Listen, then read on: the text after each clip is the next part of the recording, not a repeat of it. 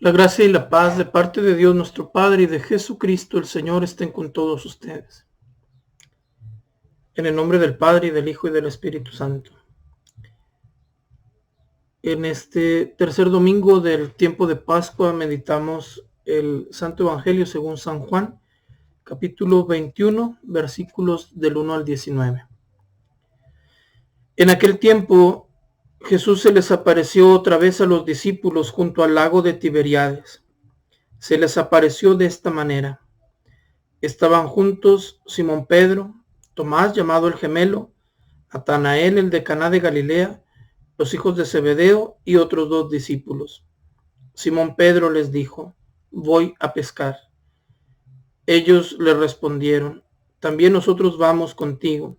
Salieron y se embarcaron, pero aquella noche no pescaron nada. Estaba amaneciendo cuando Jesús se apareció a la orilla, pero los discípulos no lo reconocieron. Jesús les dijo: muchachos, ¿han pescado algo? Ellos contestaron: no.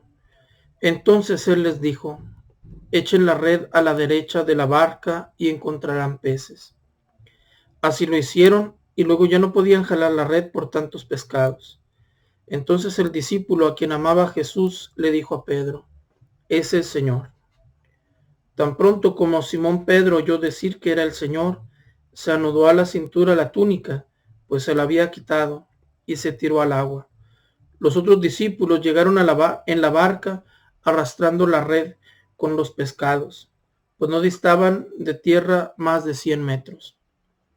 Tan pronto como saltaron a tierra, vieron unas brasas y sobre ellas un pescado y pan.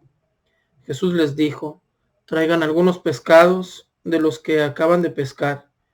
Entonces Simón Pedro subió a la barca y arrastró hasta la orilla la red, repleta de pescados grandes.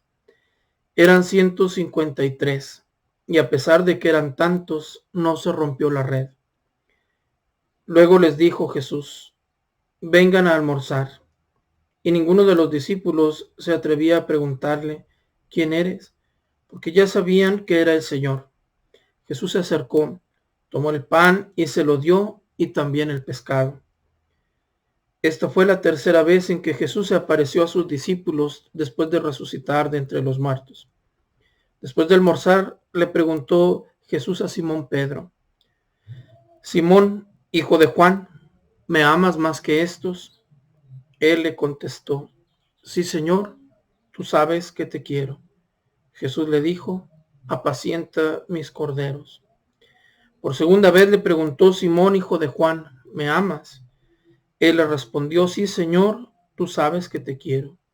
Jesús le dijo: pastorea mis ovejas. Por tercera vez le preguntó Simón, hijo de Juan: ¿me quieres? Pedro se entristeció de que Jesús le hubiera preguntado por tercera vez si lo quería, y le contestó: Señor, tú lo sabes todo, tú bien sabes que te quiero. Jesús le dijo: apacienta mis ovejas. Yo te aseguro, cuando eras joven, tú mismo te ceñías la ropa e ibas a donde querías. Pero cuando seas viejo, extenderás los brazos y otro te ceñirá y te llevará a donde no quieras.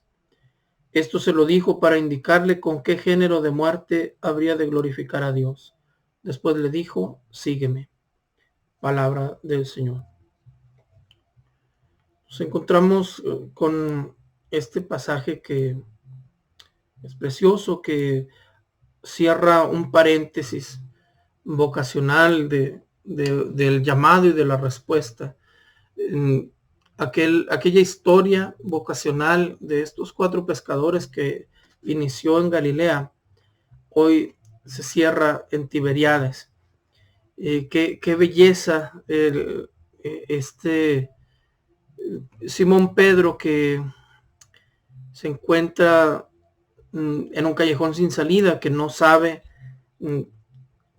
qué es lo que tiene que hacer, que no entiende todavía qué es lo que Jesús le va a pedir, que seguramente traería en su corazón el remordimiento de haber negado 3 veces a Jesús, que por otro lado vería a Juan cerquita de él, y cuánto sin quererlo, Juan era un reproche a la conciencia de Simón, siendo un reproche que le recordaba que no había sido capaz de reconocer a Jesús como su maestro. Entonces, Jesús se aparece ya resucitado 3 veces, pero todavía no le ha dicho qué es lo que quiere. Y todavía Pedro trae su corazón herido a causa de sus negaciones. Sin embargo, Simón está ahí esperando. Este Simón que es tan primario, que se mueve con su corazón apasionado, que no sabe de medias tintas. Ese Simón que al encontrarse en este callejón sin salida dice voy a pescar. Se mete en ese lugar seguro donde él reconoce que puede hacer algo, que puede tener algo de control. Sin embargo, trabaja toda la noche, pero no consigue una pesca. ¿Cuántas veces nosotros hemos trabajado duramente sin conseguir los resultados que queremos? ¿Y cuántas veces, lo dice la Sagrada Escritura, ¿verdad? En vano se cansan los albañiles, el que construye la casa es el Señor. En vano se cansan los centinelas, Dios es el que cuida la ciudad. Dios da el pan a sus amigos mientras duermen. Y estos hombres habían estado pescando toda la noche sin conseguir nada. Pero Jesús aparece y les da una última pesca milagrosa. Qué belleza de esta pesca milagrosa, qué belleza cuando Jesús aparece y en segundos nos regala aquello que nosotros con todo nuestro esfuerzo no hemos logrado. Qué bello entender el misterio de la gracia divina a través de este evangelio. Cuántas cosas has querido conseguir por tus propios medios y cuántas cosas has luchado por conseguir sin obtener nada. Tal vez te hace falta darle lugar a ese Jesús que desde la playa te saluda, al que tal vez no has sido capaz de reconocer. Jesús entonces les da esa pesca milagrosa y Juan lo reconoce y le dice a Pedro, es el Señor. Y Pedro se lanza al agua porque hay una sed, una necesidad de Jesús. Ojalá que nosotros nos lanzáramos así cuando Jesús se nos pone enfrente. Y entonces, cuando llegan a la orilla, están estos símbolos.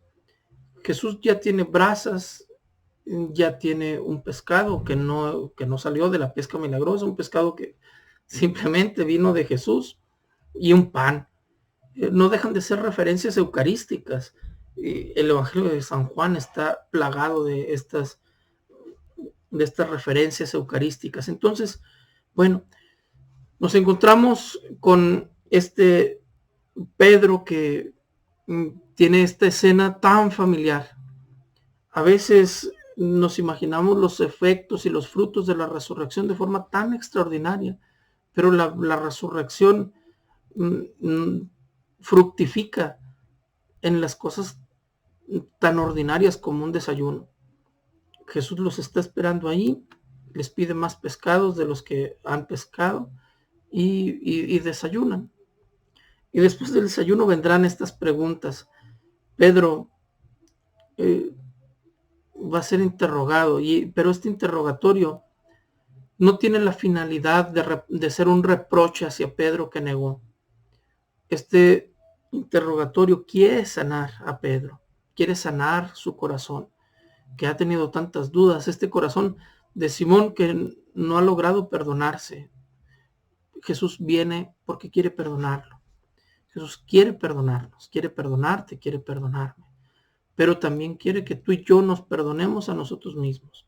Y entonces empieza con la primera pregunta. Pedro, Simón, hijo de Juan, ¿me aman más que estos? Porque Simón tenía que aprender que el amor no se puede comparar. que cada persona tendrá su capacidad de amar y sus recursos para amar, que cuando a él le preguntan algo, él no tiene que decir, yo, aunque todos estos te nieguen, yo jamás te negaré, yo iré contigo y te acompañaré, te seguiré, incluso hasta la muerte.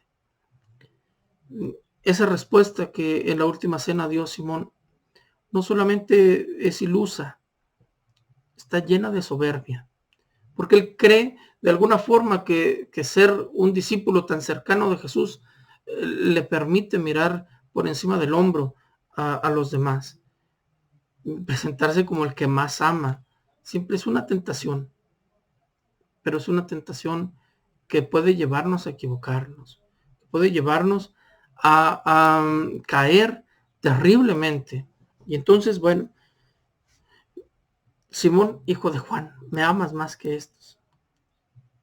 Jesús utiliza el verbo ágape, me amas.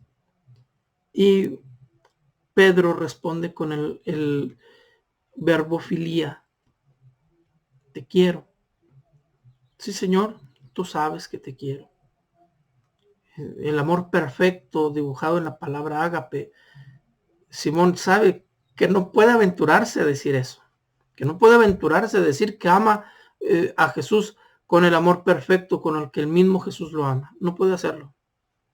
Hacerlo sería un error. Entonces, bueno, viene ese primer mandato. Apacienta mis corderos, o sea, da de comer a los más pequeños, a los más necesitados. Aliméntalos. Sea alimento. Procúrales alimento. Y luego viene la segunda pregunta. Simón, hijo de Juan, ¿me amas? El mismo verbo ágape. Pero aquí ya no hay la parte comparativa. Sin embargo, Simón Pedro no es capaz de decir, sí, Señor, te amo. Señor, tú sabes que te quiero. La tercera pregunta, Simón, hijo de Juan, ¿me quieres?